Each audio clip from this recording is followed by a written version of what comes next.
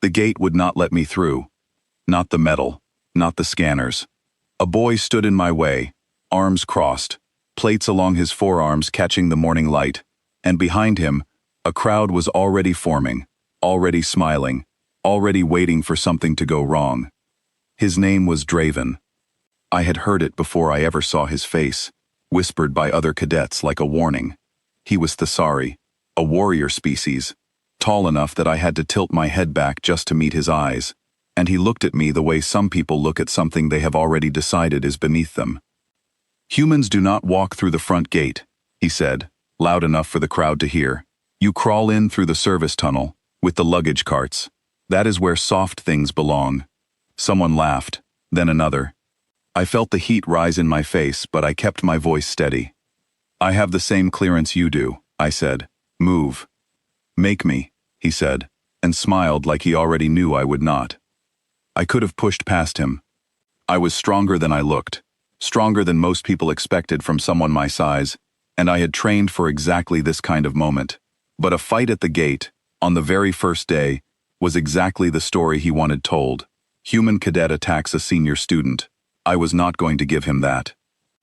So I stood there, chin up, jaw tight, and let the seconds stretch out longer than they should have. That was when the air changed. Cadet Draven. The voice was not loud, but it cut through the noise like a blade through fog.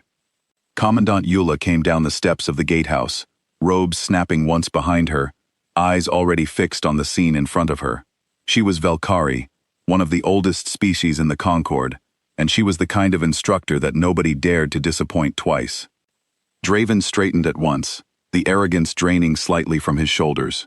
"Commandant, I was only explaining the rules to the new cadet." "I heard exactly what you were explaining," she said, and she did not even look at him.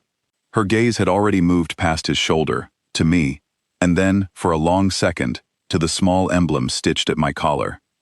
It was my mother's old fleet number, sewn beneath the provisional Earth insignia, the way every human cadet wore their sponsoring officer's number, until they earned one of their own. Something shifted in the Commandant's face. Recognition first, then something close to alarm. She stepped past Draven completely, closed the distance between us, and lowered her head, not the small nod she gave to passing cadets, but a real bow, shoulders dipped low.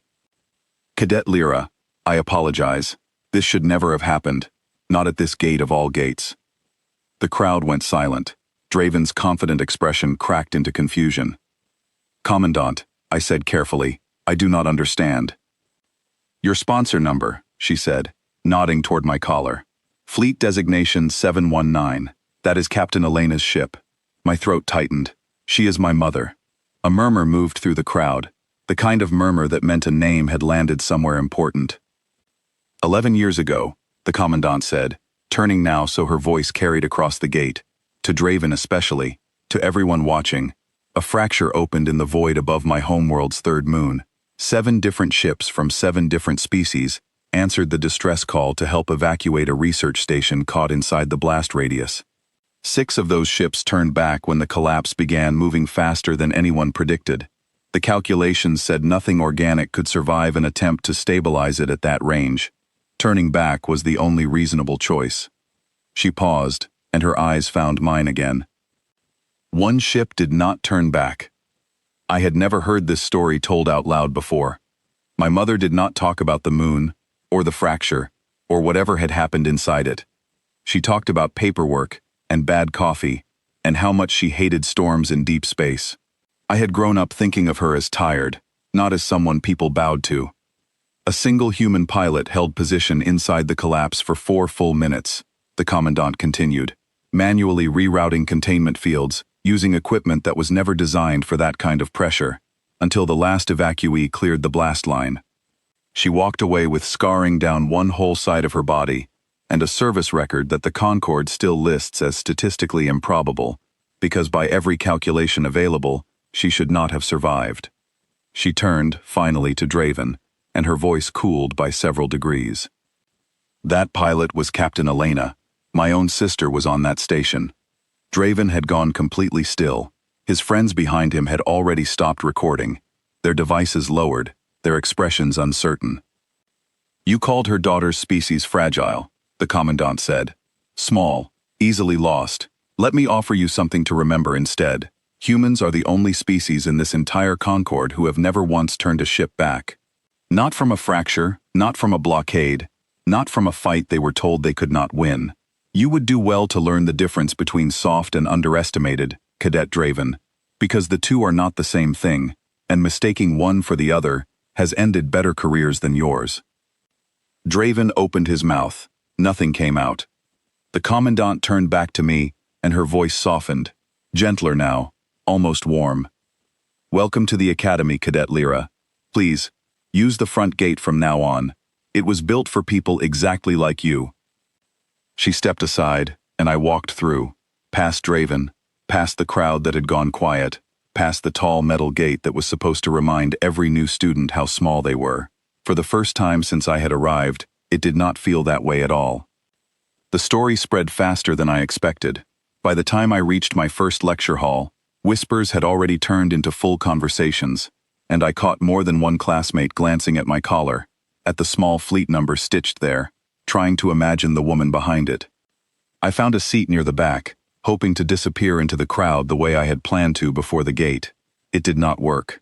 A girl with pale green markings along her jaw slid into the seat beside me, before I had even set down my bag. You are Elena's daughter, she said, not quite a question. I am. My cousin served on a supply route near that moon, she said. He still talks about it. Said the sky turned a color that should not exist, right before it turned back to normal. She studied me for a moment, curious rather than unkind. Is it true you train differently, because of what she did? I train because I want to be good at what I do, I said, not because of her.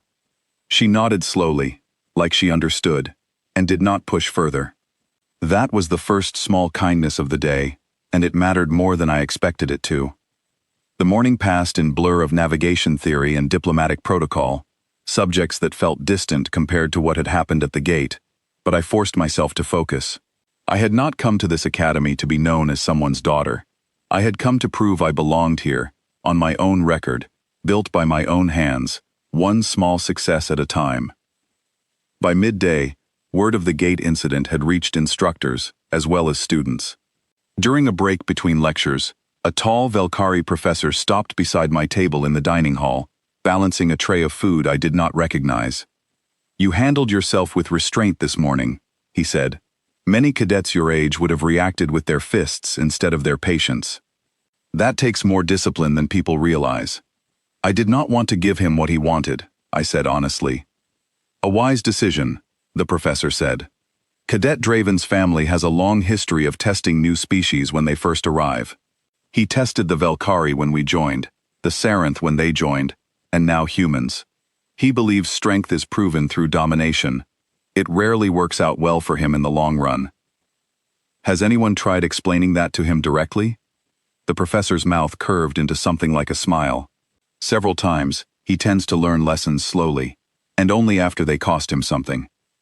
I thought about that comment for the rest of the day, turning it over, while I moved between classes, wondering exactly what it would take for someone like Draven to actually listen. I got my answer that evening, during combat theory, the one class I had been both anticipating and dreading since receiving my schedule. Draven was in the same session, seated near the front with his usual group of friends, though today they kept their distance from him, whispering among themselves whenever he was not looking. The instructor for the class was a compact, quick-moving Saranth named Voss, who had a reputation for pairing cadets who disliked each other, believing friction taught faster than comfort ever could. I felt a small drop of dread when he called out the first pairing of the day. Lyra and Draven, center mat. The room went quiet in an instant, the same kind of quiet that had settled over the gate that morning. Draven rose slowly, his expression unreadable, and walked to the center of the mat without a word. I followed, keeping my breathing steady, refusing to let my nerves show on my face.